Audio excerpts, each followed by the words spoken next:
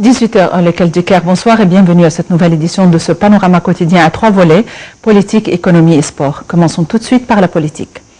Amorçons notre rencontre avec cette nouvelle concernant le chef de l'État, le président Abdel Fattah el-Sisi, qui a gracié aujourd'hui 82 personnes emprisonnées, principalement des étudiants, a indiqué la présidence égyptienne.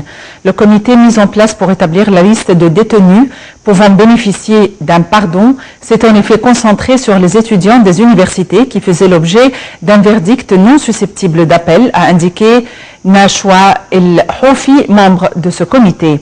Mais parmi les individus graciés figure aussi l'islamologue Islam Al-Bahiri, selon le porte-parole de la présidence, Ala Youssef. La grâce a été accordée aux emprisonnés après l'approbation du Conseil des ministres. Le ministre des Affaires étrangères, Sameh Shoukry, s'est entretenu avec son homologue grec, Yakos Koutsias, en visite aujourd'hui en Égypte. Les délégations des deux pays ont tenu une séance de négociations bilatérales concernant la promotion des relations égypto-grecques et les moyens de les renforcer dans divers domaines et les derniers développements sur le plan extérieur.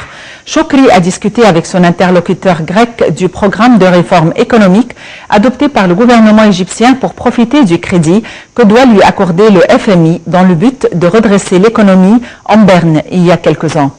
De son côté, le ministre grec a parlé de la coopération tripartite entre l'Égypte, la Grèce et Chypre en tant qu'un exemple flagrant de la coopération régionale. Par ailleurs, il a salué les démarches entreprises par l'Égypte pour relancer le processus de paix en panne entre Israël et les Palestiniens. Par ailleurs, le ministre des Affaires étrangères, Sameh Shoukry, a eu un entretien par téléphone avec son homologue américain John Kerry, au cours duquel l'Égypte a apprécié le rôle assumé par les États-Unis pour soutenir le plan de réforme économique du Caire. Ce dernier a été soumis au FMI dans le but de tirer profit du crédit accordé au Caire et qui doit s'élever à 12 milliards de dollars. Shoukry a discuté avec le secrétaire d'État américain des derniers développements sur le terrain dans la région arabe et notamment en Syrie, Libye et au Yémen. John Kerry a informé Shoukry des résultats des rounds de négociations entre différentes parties au Yémen ainsi que des résultats de sa visite à Amman. Le cabinet ministériel présidé par le chef du gouvernement, Cherif Esmaïl, a tenu hier sa réunion hebdomadaire au cours de laquelle les ministres ont discuté un nombre de dossiers d'ordre économique et sécuritaire. Ils ont aussi discuté de certains projets de loi concernant les programmes de l'assurance sociale consacrés aux personnes aux revenus modestes. Le cabinet ministériel a remercié le peuple pour son attitude compréhensive vis-à-vis des démarches de réforme économique entreprises par le gouvernement. Outre le suivi des efforts déployés par le gouvernement afin d'attirer les investissements étrangers, le Premier ministre a discuté des mesures de contrôle imposées par le gouvernement pour assurer la présence en abondance des denrées de base avec des prix raisonnables pour les ayants droit. Pour la 4e journée consécutive, le terminal de Rafah est toujours ouvert des deux côtés du 14 au 18 novembre pour les cas humanitaires. Le président Abdel Fattah el-Sisi a donné ses directives pour l'ouverture du point de passage de Rafah pour les étudiants palestiniens le 17 et 18 novembre.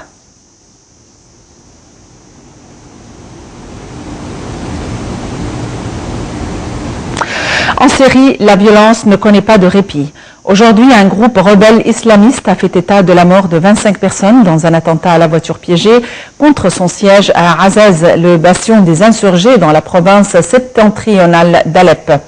Au moins 30 combattants intégristes du groupe Fatah Hashem, ex-front al-Nusra al-Qaïda en Syrie, ont été tués dans les bombardements aériens russes dans la province syrienne d'Idleb. Il s'agit des frappes menées mardi pour la première fois à Idleb par des chasseurs bombardiers sur le porte-avions russe qui est arrivé la semaine dernière au large des côtes syriennes en Méditerranée. La province d'Idleb est un bastion de Jaish al-Fath, l'armée de la conquête, coalition regroupant des rebelles intégristes et des terroristes de Fatah Hashem, anciennement Front al-Nusra, jusqu'à sa rupture officielle avec Al-Qaïda. Un mois après le début de leur offensive, les forces irakiennes avançaient aujourd'hui au sud et à l'ouest de Mossoul avec l'objectif d'isoler les terroristes du groupe Daesh de la Syrie voisine. Elle cherchait en particulier à prendre le contrôle de deux aéroports, celui de Tal Afar à l'ouest et celui plus important de Mossoul au sud. Le point dans ce compte rendu de Racha Samir et Ayachel. Des forces paramilitaires sont entrées dans l'aéroport de Tal Afar, à l'ouest de Mossoul, où elles se battaient jeudi contre les derniers terroristes présents.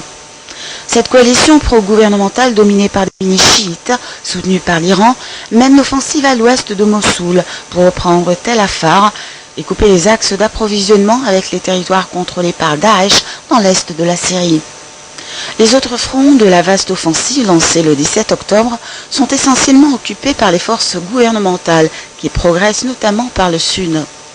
L'avancée la plus notable jusqu'à présent a été menée à l'est où les forces ont pris plusieurs quartiers de Mossoul et progressé vers le centre et le fleuve Tigre qui coule au milieu de la ville.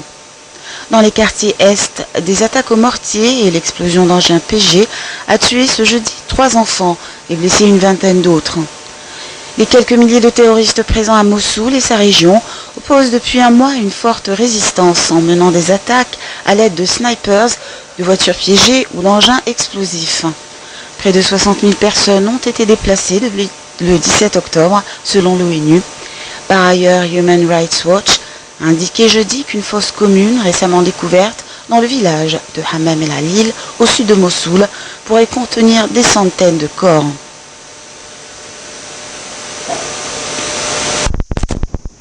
Le secrétaire général de l'Agence internationale de l'énergie atomique AIEA, Yukiya Amano, a invité aujourd'hui Téhéran à respecter scrupuleusement l'accord nucléaire conclu en 2015 avec les grandes puissances après le constat d'un excédent affectant le stock d'eau lourde iranien. Il est important d'éviter de telles situations à l'avenir afin de maintenir la confiance internationale dans la mise en œuvre de l'accord, a-t-il déclaré à l'ouverture d'une réunion des gouverneurs de l'agence onusienne à Vienne.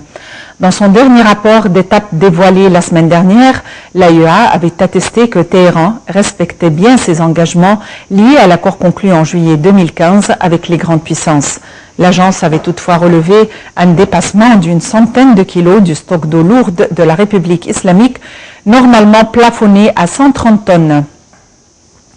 Téhéran s'est engagé à en transférer 5 tonnes à l'étranger. Des combats et des raids aériens se sont poursuivis aujourd'hui au Yémen, faisant au moins 27 morts malgré l'annonce par le secrétaire d'État américain John Kerry d'une trêve dans ce pays en guerre depuis près de 20 mois. Le point avec Rim Samir et Ayachel. Les affrontements se sont intensifiés au Yémen entre forces loyalistes et rebelles chiites Houthis autour de Ta'iz au sud-est, troisième ville du pays, faisant au moins 9 morts dans les deux camps. Les forces loyales au président Abderrahmane Mansour Hadi ont lancé il y a 3 jours une vaste offensive pour la reconquête du palais présidentiel, le quartier général de la police, situé dans la banlieue est de la ville, aux mains des rebelles qui ont reçu des renforts en hommes. Dans la province de Chebwa, plus à l'est, 7 rebelles et 5 soldats pro-Hadi ont péri ce jeudi dans de nouveaux combats à Usaylan, région riche en pétrole, que les protagonistes se disputent depuis plus d'1 an, selon des sources militaires.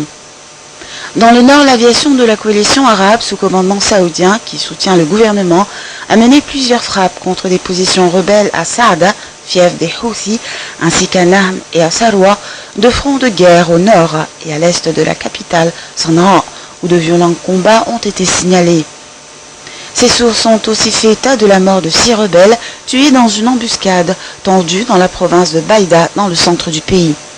Les combats ne semblent pas faiblir malgré l'annonce mardi par John Kerry d'une nouvelle initiative de paix pour le Yémen, prévoyant une trêve à partir de jeudi et la formation d'un gouvernement d'union nationale avant la fin de l'année. Cette initiative a été aussitôt rejetée par le gouvernement Hadi, qui fait du retrait des Houthis de la capitale et de la restitution des armes lourdes qu'ils ont saisies, un préalable à un quelconque processus de règlement politique. Les rebelles et leurs alliés, les partisans de l'ex-président Ali Abdullah Saleh, ont confirmé leur accord sur les termes de l'initiative de John Kerry dans un document publié par la chaîne de télévision rebelle El Masira. Parler d'une seule voix pour exiger la justice climatique à l'initiative du Maroc. Un sommet africain s'est réuni hier à Marrakech en marge de la COP22 pour harmoniser la position de l'Afrique face au réchauffement qui la frappe en premier lieu. Il importe que le continent africain s'exprime d'une seule voix, qu'il exige justice climatique et mobilisation des moyens nécessaires, qu'il émette des propositions concertées avec des objectifs communs et des projets régionaux et transnationaux structurants, a souligné en outre en ouverture du sommet le roi Mohammed VI.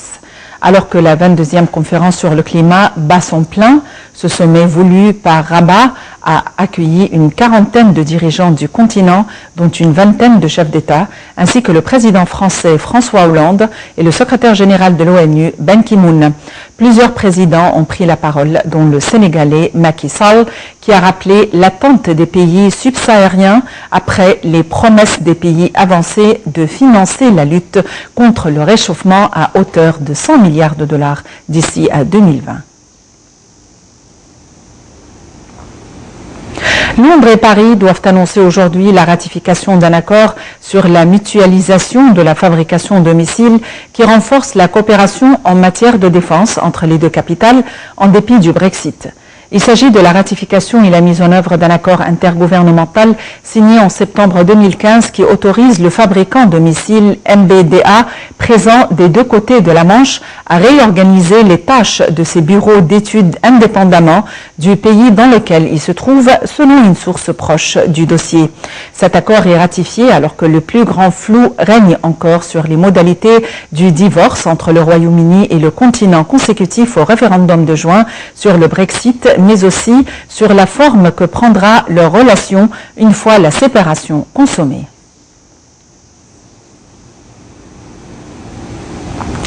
Le président élu Donald Trump devait poursuivre aujourd'hui à New York ses consultations en vue de former la prochaine administration et recevoir le Premier ministre japonais Shinzo Abe, premier dirigeant étranger à le rencontrer. Les détails dans ce compte rendu. 9 jours après son élection à la tête des États-Unis, Donald Trump a resté cloîtré dans ses somptueux appartements de la tour Trump, menant des tractations loin des regards. Les spéculations abondent sur les postes clés de la future administration, dont celui de chef de la diplomatie américaine, une nomination particulièrement attendue à l'étranger. Les noms de l'ancien maire de New York, Rudy Giuliani, aux côtés du néo-conservateur John Bolton ou le sénateur Bob Corker, qui préside la commission des affaires étrangères, ont été avancés pour le poste de secrétaire d'État. Toutefois, les chaînes CNN et MSNBC ont rapporté que la gouverneure de la Caroline du Sud, une fille d'immigrants indiens, était également sur les rangs, ou se verrait offrir une autre responsabilité. Selon les médias, Donald Trump estimerait que Giuliani, 72 ans, sans mandat politique depuis 15 ans, pourrait être handicapé par ses relations professionnelles controversées, notamment avec une firme pétrolière vénézuélienne pour laquelle il a fait du lobbying. L'ancien rival des primaires, le sénateur conservateur Ted Cruz, a rendu visite à Donald Trump et pourrait être promu ministre de la Justice, selon l'agence Bloomberg. Le général à la retraite Michael Flynn, qui avait dirigé la Defense Intelligence Agency entre 2012 et 2014, mais était parti en raison de conflits avec le personnel et l'administration américaine, pourrait être nommé conseiller pour la sécurité nationale, selon les médias. Et selon le Wall Street Journal, Trump pourrait désigner l'ancien gouverneur du Texas, Rick Perry, ex-candidat aux primaires présidentielles républicaines, au poste de secrétaire à l'énergie. Jeudi soir, il devait recevoir à la Trump Tower le Premier ministre japonais Shinzo Abe. Barack Obama et Angela Merkel se retrouvent aujourd'hui à Berlin pour une rencontre en forme de passage de témoin au moment où la chancelière allemande se voit attribuer un rôle de porte-étendard des valeurs démocratiques dans le monde suite à l'élection de Donald Trump. Les détails dans ce compte rendu. Au lendemain d'un discours en forme de testament politique à Athènes où il a livré un plaidoyer pour la démocratie et une mondialisation socialement plus juste, le président américain Barack Obama va insister à Berlin, deuxième et dernière étape de sa tournée d'adieu européenne, sur les valeurs communes à l'Europe et aux États-Unis, selon les responsables de la Maison-Blanche. Il devrait également tenter d'apaiser les craintes concernant l'avenir du partenariat transatlantique, alors que son successeur élu proclame agir selon le principe du America First. Barack Obama, 55 ans, a sinon rendu hommage ces derniers jours à la chancelière, la qualifiant de sa partenaire probablement la plus proche. Après un dîner privé mercredi soir, des entretiens officiels et une ultime conférence de presse commune sont au programme. Les inquiétudes suscitées par la victoire de Donald Trump devraient largement dominer.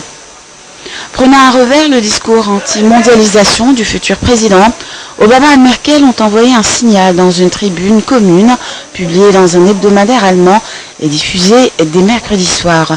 Ils y défendent le lien transatlantique et le libre-échange, alors que Trump est tenté par le protectionnisme et l'isolationnisme.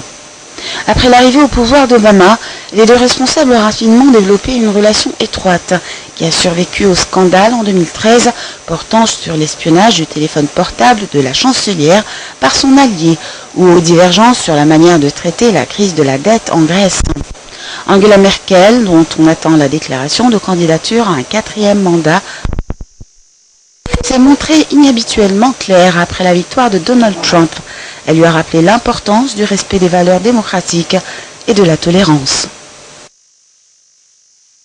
Passons à la Turquie où le commère de la grande ville de Van dans le sud-est à majorité kurde a été arrêté aujourd'hui pour des liens présumés avec les rebelles kurdes et remplacé par un administrateur. Bekir Kaya a été détenu dans le cadre d'une enquête terroriste et remplacé à la tête de la mairie par le gouverneur de la région de Van, selon l'agence pro-gouvernementale Andalou. Des mandats d'arrêt ont été émis contre 4 autres responsables de la mairie. Hier, les maires de 2 autres villes dans l'est de la Turquie ont également été arrêtés pour des liens présumés avec les rebelles du Parti des travailleurs du Kurdistan PKK, considéré comme une organisation terroriste par Ankara. Ces arrestations surviennent 10 jours après l'arrestation d'une dizaine de députés du principal parti pro-kurde de Turquie. Les arrestations et suspensions de responsables locaux accusés de liens avec le PKK et la fermeture de médias pro-kurdes se sont multipliées depuis le putsch avorté de juillet contre le président Recep Tayyip Erdogan, imputé au prédicateur Fethullah Gulen, exilé aux États-Unis. Le président philippin Rodrigo Duterte a menacé aujourd'hui d'emboîter le pas à la Russie et de retirer son pays de la Cour pénale internationale CPI, excédé par les critiques portées à l'étranger contre sa violente guerre contre la drogue. La Russie a annoncé hier son intention de retirer sa signature du traité fondateur de la CPI, reprochant à sa juridiction de ne pas être véritablement indépendante et de ne pas avoir été à la hauteur des espoirs suscités. Rodrigo Duterte a remplacé en mai l'élection présidentielle à une majorité écrasante en promettant de tuer des milliers de criminels pour éradiquer le trafic de drogue. Depuis son investiture, plus de 1800 suspects ont été abattus par la police, tandis que les meurtres de 2600 personnes sont toujours inexpliqués, selon des statistiques officielles. Ces meurtres ont été critiqués par les États-Unis, grand allié militaire de Mali, et par l'ONU.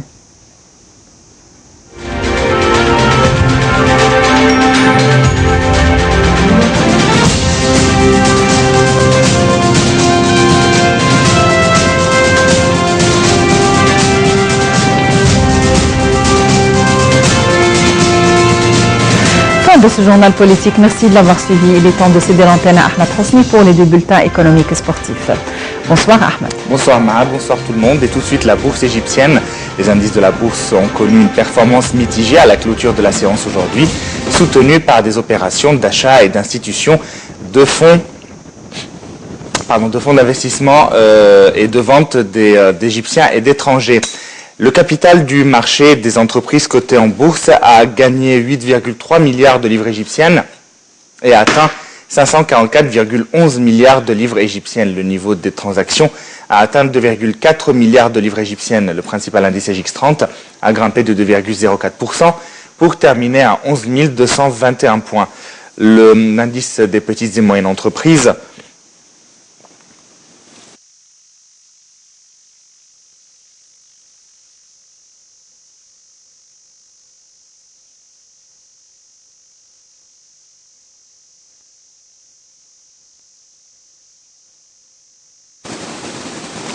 Et on continue avec le Brexit. L'économie du Royaume-Uni a une nouvelle fois surpris par sa vigueur avec de très robustes ventes au détail publiées aujourd'hui par le mois d'octobre, confirmant sa bonne santé depuis la décision des Britanniques de quitter l'Union européenne. Selon l'Office des statistiques nationales, l'ONS, ces ventes au détail en volume ont bondi de 1,9% en octobre sur un mois, dopé notamment par l'appétit des consommateurs pour les biens vestimentaires. Cette donnée est d'autant rassurante dans l'immédiat sur l'état de l'économie du pays qu'elle s'ajoute à deux autres indicateurs plutôt favorables publiés mardi et mercredi par l'ONS sur l'inflation et le chômage qui est au plus bas depuis 2005.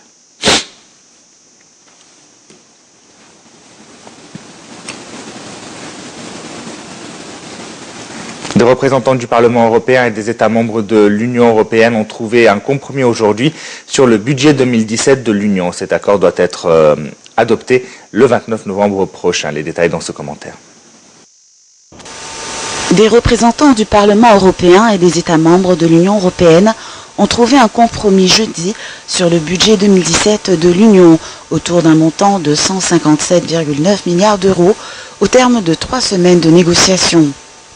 Cet accord prévoit un montant global de 157,9 milliards d'euros en termes d'engagement, somme prévue pour des programmes qui peuvent s'étendre sur plus d'une année, et de 134,5 milliards en termes de paiement, somme effectivement dépensée pour l'Union européenne en 2017.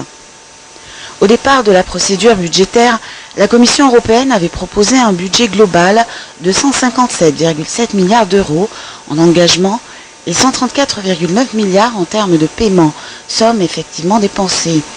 Les États membres réunis au sein du Conseil avaient cependant demandé de réduire à ces montants, estimant que la Commission avait surestimé les besoins dans certains domaines. Le Parlement européen avait au contraire demandé de les augmenter. La force du budget 2017 de l'Union européenne réside dans le fait qu'il se concentre sur des mesures prioritaires comme la prise en compte de la migration et qu'il encourage l'investissement comme moyen de stimuler la croissance et de créer des emplois, s'est félicité Ivan Lesej, secrétaire d'État aux finances de la Slovaquie, qui occupe actuellement la présidence tournante du Conseil. Les négociateurs du Parlement ont également salué les priorités données à la croissance et à la migration. Il est profondément regrettable, sinon inacceptable, que les généraux crédits pour les rémunérations des anciens commissaires européens ne soient toujours pas accompagnés d'un code de conduite plus strict, a cependant regretté l'un des négociateurs, l'eurodéputé Vert Ingrid Tarand, dans le sillage des polémiques récentes concernant d'anciens membres de l'exécutif européen, comme son ex-président José Manuel Barroso, embauché par la banque Goldman Sachs. L'inflation dans la zone euro a légèrement accéléré en octobre. Les prix ont progressé de 0,5% sur un an, son taux le plus élevé depuis 27 mois. Ce sont les annonces aujourd'hui de l'Office européen des statistiques Eurostat, confirmant sa première estimation. Ce chiffre est en hausse par rapport au mois de septembre où l'inflation s'était élevée à 0,4%. Il est également supérieur aux attentes des analystes interrogés par le fournisseur de services financiers Factest, qui tablait donc le 31 octobre sur 0,4%. Cette nouvelle hausse est une bonne nouvelle pour la Banque centrale européenne qui s'échine depuis 2 ans à tenter de doper les prix. Mais ce chiffre reste cependant très éloigné de l'objectif qu'elle s'est fixé d'une inflation de presque 2%, niveau jugé bénéfique à l'activité économique. Après une nette décrue mi-2016, le taux de chômage en France est reparti en légère hausse, plus 0,1 point au 3e trimestre à 9,7% de la population active en métropole et 10% en France entière.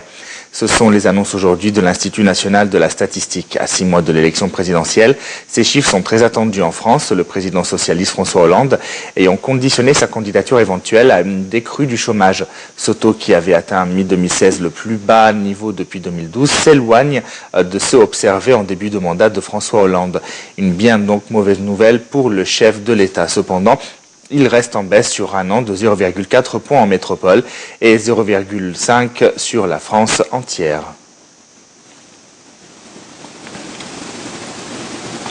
La réunion annuelle de l'Organisation de coopération économique Asie-Pacifique, l'APEC, démarre aujourd'hui au Pérou avec comme sujet phare l'impact sur le commerce mondial de l'élection de Donald Trump à la présidence donc américaine. Un commentaire et récit signé Rim Samir et Ayachel. Lors du sommet annuel de l'APEC, réunissant l'Américain Barack Obama, le Chinois Xi Jinping, le Japonais Shinzo Abe et le Russe Vladimir Poutine, l'arrivée de Donald Trump à la Maison-Blanche le 20 prochain janvier sera au cœur des discussions. Durant sa campagne, le candidat républicain a questionné la pertinence ou le fonctionnement d'alliances anciennes, mais aussi l'accord mondial de Paris sur le climat ou encore celui âprement négocié avec l'Iran sur son programme nucléaire. La victoire de Donald Trump à l'élection présidentielle américaine pourrait remodeler significativement les relations économiques américaines avec l'Asie, estime Rajiv Biswas, chef économiste pour l'Asie-Pacifique au cabinet IHS. De manière plus générale, on peut s'attendre à des changements imminents dans la politique commerciale américaine quand l'administration Trump prendra ses fonctions, ajoute-t-il dans une note. Se présentant comme le candidat de l'anti-establishment, Donald Trump a pris pour cible, au nom du protectionnisme, l'accord de libre-échange entre les États-Unis, le Mexique et le Canada, ainsi que le partenariat trans-pacifique. Ce traité a été signé en 2015 par 12 pays, Australie, Brunei, Canada, Chili, Japon, Malaisie, Mexique, Nouvelle-Zélande, Pérou, Singapour, États-Unis et Vietnam, mais doit être ratifié par Washington. Son avenir est désormais incertain. L'administration Trump prend ses fonctions à un moment où le paysage économique en Asie-Pacifique change rapidement, avec la Chine qui prend de plus en plus un rôle de leadership régional, souligne Biswas.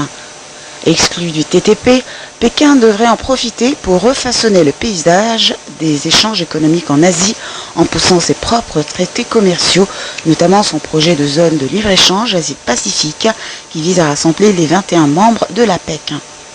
La Chine portera aussi le RCEP, projet d'accord de libre-échange entre l'ASEAN, Association des nations du Sud-Est asiatique, l'Australie ou encore la Chine, mais sans les États-Unis. Le Maroc et la Banque mondiale ont lancé hier à Marrakech, en marge de la COP22, la première plateforme d'investissement vert en Afrique. Au terme d'un protocole d'accord signé à Marrakech, le Maroc et la BM, donc Banque mondiale, ont annoncé la gestion ou la création du Green Growth Infrastructure Facility for Africa, ou GGIF for Africa. Cette structure a pour objectif de catalyser la transition en Afrique vers une économie verte et d'orienter les flux de capitaux vers la mise en place de projets d'infrastructures efficaces, durables et à faible intensité de carbone. Il s'agit d'attirer des fonds privés à la recherche d'investissements responsables et écologiques sur le continent. Ceci alors que les fonds publics disponibles pour ce genre de projet sont bien inférieurs au montant nécessaire pour éviter une hausse importante des températures. Le nouveau fonds étant également à répondre aux besoins importants d'accès aux infrastructures en Afrique et aux chantiers de l'électrification du continent.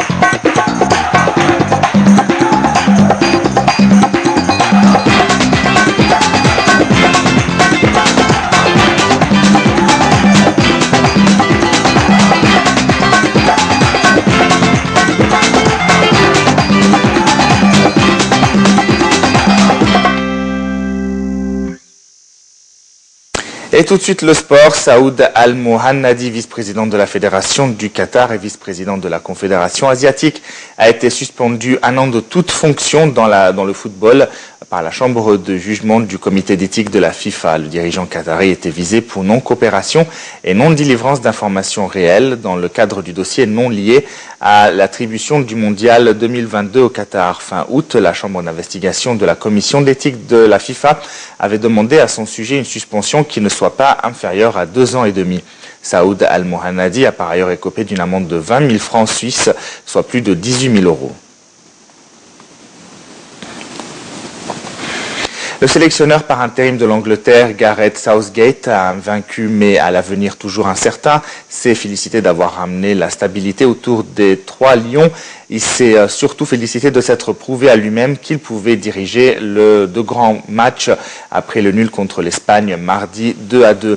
Southgate, ancien sélectionneur des espoirs, avait été nommé dans la confusion fin septembre après l'éviction de Sam Allardyce, piégé en train de révéler de la façon de contourner certaines règles sur les transferts.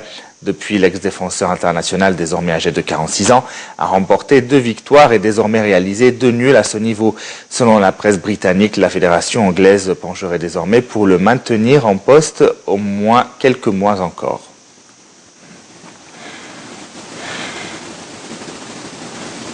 Dans le championnat du Brésil du Flamengo, vainqueur de l'América 1-0 pour la 35e journée, maintient la pression sur le leader Palmeiras. Ce dernier sera opposé ce soir à l'Atlético Mineiro dans la dernière ligne droite du championnat. Le club carioca, auquel il reste 3 journées à disputer, peut encore croire au titre avec 66 points.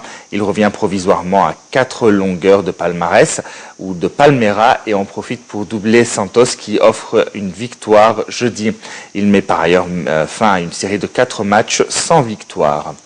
Et on continue toujours dans le sport. L'avant-centre français du Real Madrid, Karim Benzema, apparemment remis de ses pépins musculaires, a repris aujourd'hui l'entraînement collectif avec son club espagnol. Le Real Madrid devrait ainsi pouvoir compter sur lui pour le derby face à l'Atlético dimanche.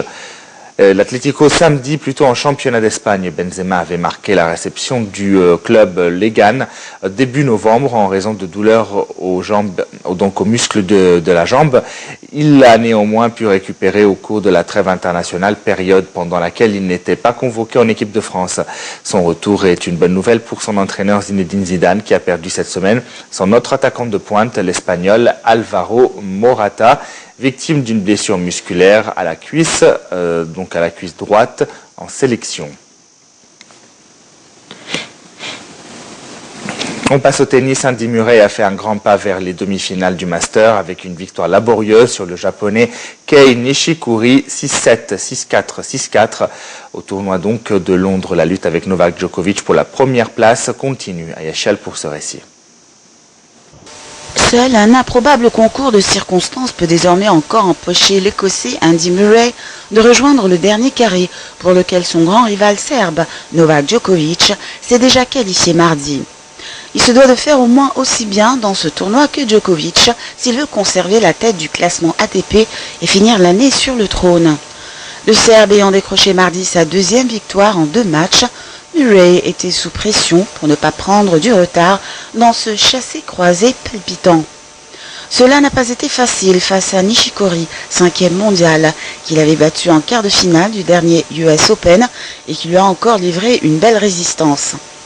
Avant d'étendre sa série de victoires consécutives à 21 et de décrocher son premier succès sur un top 5 depuis Roland Garros, Murray a d'abord dû surmonter la perte du premier set, dans lequel il a commis la bagatelle de 20 fautes directes. Non sans quelques violentes rechutes, il a ensuite progressivement pris le dessus sur l'incisif japonais qui s'est accroché jusqu'au bout des 3h20 de combat, le match le plus long depuis 7 ans au Masters. Ce n'est que la 2e fois, après ses débuts en 2008, que Murray parvient à remporter au moins 2 de ses 3 matchs de poule dans un Masters. Contrairement à Djokovic, Roger Federer et Rafael Nadal, les 3 autres membres du Big Four, l'Écossais n'a encore jamais brillé au bal de fin d'année où il attend toujours sa première finale. Cette année, il lui faudra sans doute franchir ce plafond de verre pour conserver le trône. Le numéro 1 mondial compte sur la confiance qui le porte actuellement pour enfin y arriver devant son public. Déjà éliminé de la course aux demi-finales du tournoi de Londres, le Français Gaël Monfils, touché aux côtes, a annoncé son forfait pour son dernier match de poule en Master, qui devrait l'opposer à Novak Djokovic. Le Belge David Goffin le remplace pour ce match sans enjeu contre le numéro 2 déjà qualifié pour le dernier carré. Le numéro 6 mondial avait perdu ses 2 premiers matchs en Master face à Milos Raonic et Dominique Thiem.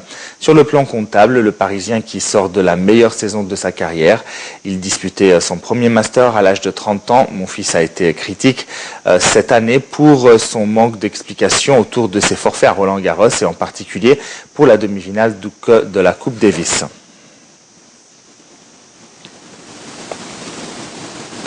Basketball, plus précisément la NBA, les Los Angeles Clippers et Cleveland ont concédé leur deuxième défaite de la saison, mais ont conservé les commandes de leurs conférences respectives. Ayachel donne les détails.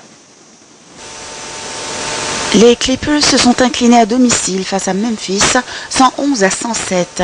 Relégués à 16 points, 61-45, juste avant la pause, Blake Griffin et ses coéquipiers sont revenus en fin de match à la hauteur des Grizzlies et sont même passés brièvement en tête. Mais Marc Gasol a redonné l'avantage à son équipe avec un panier à 3 points, tandis que J.J. Redick, meilleur marqueur des Clippers, a laissé échapper le ballon lors de la dernière possession. De son côté, le champion en titre Cleveland s'est incliné dans la salle d'Indiana 103-93 en l'absence de sa star LeBron James, laissé au repos. Cleveland reste leader de la conférence Est, mais Atlanta est revenu à sa hauteur grâce à son succès 107 à 100 face à Milwaukee. À l'Ouest, les Clippers sont désormais sous la menace de Golden State, qui a signé sa 5e victoire de suite à Toronto, 127 à 121, grâce à Stephen Curry et Kevin Durant. San Antonio s'est imposé à Sacramento, 110 à 105. Les Spurs se replacent ainsi en 3e position. Le choc entre James Harden et Russell Westbrook, 2 candidats déclarés au titre de meilleur joueur, a tourné à l'avantage de la fine gâchette d'Oklahoma City, qui a marqué le panier de la victoire à 5 secondes de la sirène.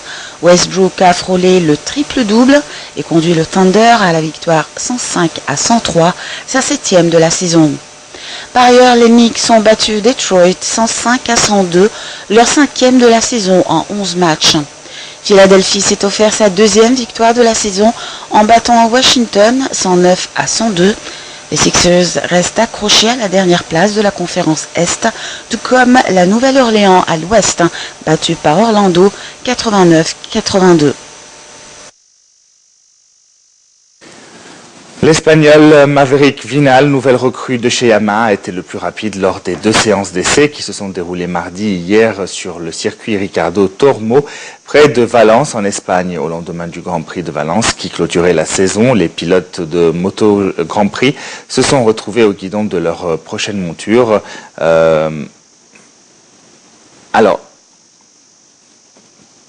Petit problème technique, je m'excuse, donc prochaine monture, millésime 2017. Vinal, âgé de 22 ans, transfuge de Suzuki, a fait ses premiers tours de roue sur la Yamaha officielle. Il a devancé le champion du monde en titre, Marc Marquez, et l'Italien Andrea Dovizioso, 2 pilotes qui resteront fidèles l'an prochain à leur employeur. L'Espagnol Jorge Lorenzo, qui fait ses débuts sur une Ducati, après 9 ans passés sur une Yamaha, a signé le 8e temps juste derrière son ancien coéquipier Valentino Rossi, qui lui poursuit sa longue carrière chez le constructeur japonais.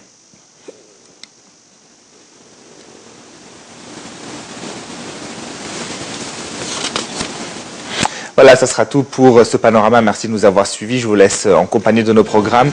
Je vous retrouve dans quelques instants pour cette dernière édition de Direct de la semaine. À très bientôt.